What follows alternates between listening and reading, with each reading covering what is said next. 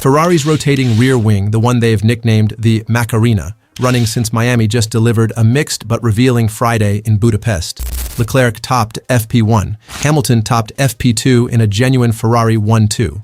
And somewhere in between, Leclerc's car had something go wrong badly enough that Ferrari still hasn't said what it was. Here's exactly what the data shows, and why Mercedes' bigger problem might matter more than either of Ferrari's sessions. Start with the numbers precisely. FP1. Something broke. Something's wrong with the upshifts, downshifts, the downgraded upshifts, downshifts all the time. Leclerc set the pace with a 1:19.075. He'd already laid down the fastest lap in FP1, clocked at 1 minute 19.075. Hamilton was P3. Ahead of Verstappen's Red Bull in second, with Hamilton third. FP2, Hamilton flipped it a 1:18.729, with Leclerc 0.148 seconds behind in second. That one, FP2, was the genuine Ferrari 1-2.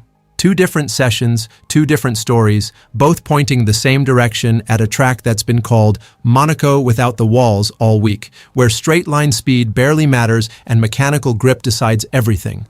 The upgrade behind it is the Macarena, Ferrari's own name for the wing, not borrowed from anyone.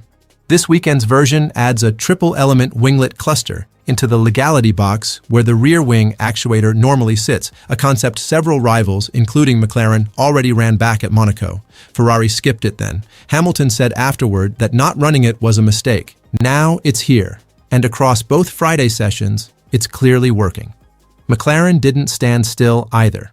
Their Hungary package includes a redesigned floor that follows Ferrari's SF26 direction and their own copy of Ferrari's inverted rear wing mechanism, no nickname of its own yet, just Ferrari's idea, borrowed. Two of the fastest teams on the grid, each pulling ideas from the other, arriving at the same race weekend. Reflecting on the day as a whole, Leclerc said, "I felt quite good with the car and the performance seemed to be good from straight away. Controlled, no overclaiming, that's his pattern all season." Hamilton's red on FP2 matters more. It was a solid day overall. The car felt better in FP2, and we made some good progress between the sessions, although there are still a few areas we need to improve. Not a driver overselling a good Friday, a driver already looking past it. If you're new here, hit that like button right now. This channel is just getting started, and every like tells YouTube to show this to more Ferrari and Hamilton fans who are missing this stuff. And if you want the full story on every session this weekend, subscribe. We're covering this race start to finish.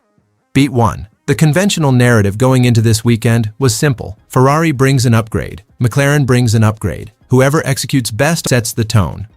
A straightforward development race. Nothing unusual underneath it. Beat 2. What the data actually shows is more complicated than that framing. Leclerc's FP1 didn't end cleanly. His radio message was blunt, "Something broke," and Ferrari have not confirmed what went wrong. Other reports point to a suspected gearbox or systems issue, visible smoke from the car, and an unusual anti-stall light pattern. But here's the detail that matters most for how you read this session. Leclerc had already banked his fastest lap, the 1:19.075 that topped the timesheet, before the failure hit on a later run. He wasn't fighting a dying car when he set the pace. The problem came afterward.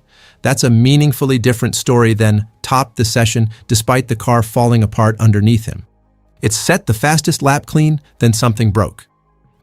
Meanwhile, McLaren's version of the inverted rear wing has had teething problems since Austria. They never even tested it there. And multiple reports out of Budapest already suggest McLaren is expected to revert to their older spec wing after Friday practice. So the real contrast is this. Ferrari's Macarena upgrade produced a legitimate pace-topping lap and then a Ferrari 1-2 an hour later, mechanical scare notwithstanding. McLaren's copy of Ferrari's wing concept is already being shelved before qualifying. Beat 3, why that changes everything. This is a story about which upgrade is actually race-ready. Ferrari's wing produced the fastest lap of FP1 and the fastest lap of FP2 on two different cars, regardless of what happened to Leclerc's car afterward. McLaren's equivalent idea hasn't survived one weekend of practice. That gap in readiness is the kind of signal that tends to hold up once qualifying trim and low fuel strip away the noise. And it's happening at the exact moment Ferrari's title rival is dealing with a problem that has nothing to do with aerodynamics at all. Because while Ferrari was managing an unexplained mechanical issue and still landing a genuine 1-2, Mercedes was patching code. George Russell's issues at Spa were traced to a software bug that front-loaded his energy deployment, burning battery early and leaving him with nothing in the high-speed zones when he needed it most. Mercedes patched it for this weekend, but by their own admission, Hungary and the next race at Zandvoort aren't demanding enough to properly confirm the fix worked. The real test doesn't come until Monza in September. On track pace specifically, Russell's own read after Friday was blunt. Our single lap didn't look great, the long run looked more competitive, but what we essentially feared with Ferrari seemed to be the case. That's Russell, talking about Ferrari's raw cornering speed around Hungary, not a comment on whether Mercedes' own software fix is holding. Two separate problems for Mercedes this weekend: a code patch they can't fully trust until September, and a Ferrari car that's simply quicker through the corners that matter most here. So here's what this actually means heading into Saturday. Ferrari's Macarena upgrade has now produced the fastest lap in both Friday sessions, split across both drivers, with a mechanical scare in between that didn't actually cost Leclerc his pace. If that form holds into qualifying trim, Hamilton and Leclerc are both in a genuine position to fight at the front, not as a hopeful storyline, but as a direct consequence of an upgrade that's already outperforming its closest copy on the grid. For Mercedes, the stakes look different and, frankly, worse.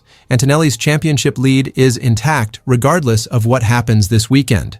But Russell is dealing with two separate issues at once: a software fix Mercedes themselves say won't be fully proven until September, and a Ferrari car he's already conceding is faster through Hungary's corners. If the software problem resurfaces here or at Zandvoort on top of that pace deficit, that's not just a bad weekend. That's a fix Mercedes thought they had, failing in public, while also losing the pure pace fight. The real question now is whether Ferrari can turn two strong but split Friday sessions into one clean qualifying lap, and whether Ferrari says anything overnight about what actually broke on Leclerc's car. Hamilton already said there's work to do on the balance. If that work closes the gap further instead of exposing it, Saturday could be the moment this title race properly tightens.